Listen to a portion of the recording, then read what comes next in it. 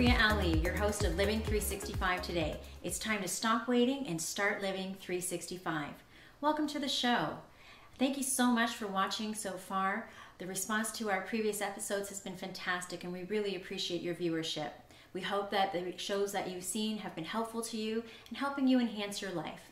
Just to let you know a little bit about 365 and where it all came about, it came about when I was turning 39 years old, a few years back, and I wanted to celebrate my birthday. Really love celebrating my birthday. And I figured, geez, 39 is not a milestone birthday, typically speaking. 40 is the big one. And I didn't want to wait till 40. That's just kind of girl I am. And so I thought, well, how can I start by celebrating this as soon as possible? And I thought, well, maybe I will start in the year of my 40th birthday. My birthday happens to fall near the end of September. And I thought, well, maybe that following January I could celebrate my birthday for the year of my 40th. And even that didn't satisfy me. I realized I really wanted to start sooner than that. So I decided to start counting down my birthday from my 39th birthday to the 40th. And that became the beginning of 365. As I started to go through each day, really paying attention to doing things I wanted to do and say things I wanted to say, stop doing things I was doing that I didn't want to do, and maybe just saying things to people that didn't really fit right with me, I realized that I was living this life differently. I was living my life differently by living each day kind of as though it were my last. And even beyond that, making sure it was the best day I could ever have, just in case I didn't get another one. It's kind of similar to a bucket list in a way. It's sort of how it started out, but it just became that every day was a bucket list for me, and I began searching for the best ways to live my life each day. And as I got sort of halfway through it, I realized it was just totally changing my life, and I wanted to share that with other people. And that's when I birthed 365, just sharing with people how to stop waiting and start living.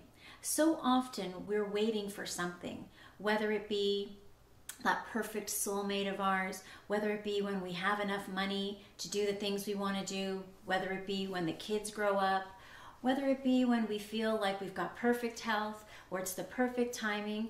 One of the things we don't know is how much timing is left. And that's why I'm encouraging you all to stop waiting and start living 365. This show is designed to bring real experts and real tools to real people like you. And one of the things I really pride myself on in my coaching is sharing from my personal experiences to let you know, the people that I coach or the people that I'm trying to help, that just like you, we all have our issues. I have my issues too. And one of the things that's been coming through my office quite a bit lately has been around abuse. And it's something that I decided I would take time and have a show about, because I too, like clients who've been passing through my office, have suffered abuse throughout my life. It started with physical abuse in my childhood, as well as sexual abuse as a teen and in my early adulthood. And what's really sparked me to have this show today was a client that was in my office about a week ago. And for us to discuss the situation on hand for him and what was going on in his life, he'd probably be in about his mid-40s at this point in time. And one of the things I do is look to trace back where things had started, where these patterns have started, patterns of abuse. And it came back to talking about when he was a young child.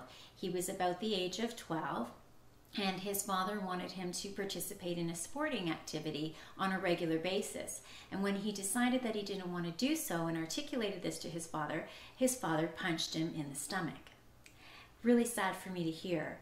But what saddened me more was that when I asked him if he had been abused, he said, well, that wasn't abuse, I was just being punished. And he didn't realize that that was abuse. And that's one of the reasons as well as that I want to do this show today, is because for myself as well as many others who have suffered at the hands of abuse, whether it be physical, sexual, or emotional abuse, oftentimes we don't even know that it's happening. Unless somebody's identified it and described it to you and told you that that is abuse, you may not even know that you've suffered abuse. And it's one of those things where once it kind of comes into your energy and comes into your life, it's something that you can continue to attract whether you want it or not, which we all know you don't want. But it will continue to attract into your life in different areas. Even if it's not in the same capacity that it occurred at the beginning for you, it will continue to occur. So I really wanted to just let you know that abuse is anything that doesn't feel good. You tend to know when it's abusive. And it's not just about, I'm not talking about when people do things that you don't like or they kind of tick you off, but it's the type of thing where when someone hurts your physical body, that is definitely abuse. When someone does something to you sexually that you're not a willing participant in, and you've articulated that you don't want to be, or maybe even you haven't articulated it, that is also abuse. Because you can tell when someone knows that you don't want to engage in something. And emotionally, which is one that has become a lot more rampant these days, is emotional abuse. And that's when someone that just keeps totally telling you that you're no good, or putting you down in other ways, or playing head games with you and manipulating you in certain ways, that is a form of emotional abuse. Now, what do we do about that when we are being abused? What if it's our fault? How do we know it's abuse? Because that's something that I experienced myself firsthand, was not even knowing that I was abused, much like my client the other day. And my abuse was, the one that I'm referring to right now, is actually sexual abuse. And I didn't really know that it was would be considered sexual abuse, because I sort of thought, well, I tried to say no, and maybe I didn't say no forcefully enough, and that's why it happened. But it is still something where I thought it was maybe not abuse. And it actually took me into my 30s, because this happened when I was a teenager. It took me up until my 30s to actually seek counseling through an employee assistance program that I was fortunate to receive benefits for at one of my jobs, to talk to a counselor and actually, I remember asking the question, so I was abused, right? Like, that's actual sexual abuse. Because there was a part of me that wasn't sure. And oftentimes it's because we don't know. We don't know what is that fine line that gets crossed. But